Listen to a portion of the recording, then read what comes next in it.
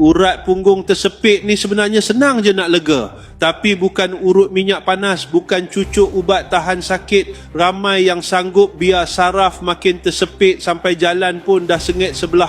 Cuba tengok mak ayah hangpa atau mungkin diri sendiri. Nampak tak bila bangun dari kerusi terus pegang pinggang? Jalan perlahan-lahan sebab sakit mencucuk dari punggung turun sampai ke kaki.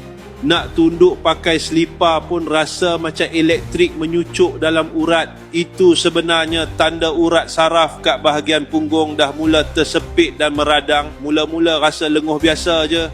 Lama-lama kaki mula kebas. Tidur malam asyik terjaga sebab denyut sakit makin menjadi. Nak solat pun seksa sebab sujud lama sikit terus rasa mencucuk sampai ke betis. Dalam diam dia doa perlahan, ya Allah legakanlah sakit urat aku ni. Sebagai anak, sampai bila nak tengok mak ayah menahan sakit setiap hari sebab rasa rawatan tu mahal.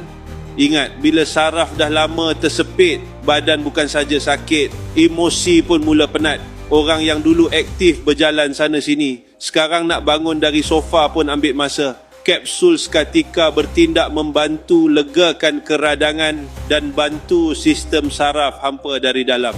Bila badan terlalu banyak tekanan dan keradangan, urat saraf akan mula jadi tegang dan mudah tersepit. Kapsul ni bantu badan rasa lebih ringan, bantu kurangkan rasa mencucuk. Bila saraf dah makin lega, kaki pun mula rasa ringan semula. Nak berjalan, duduk dan bangun pun lebih selesa macam dulu. Makan 2 biji pagi, 2 biji malam secara konsisten.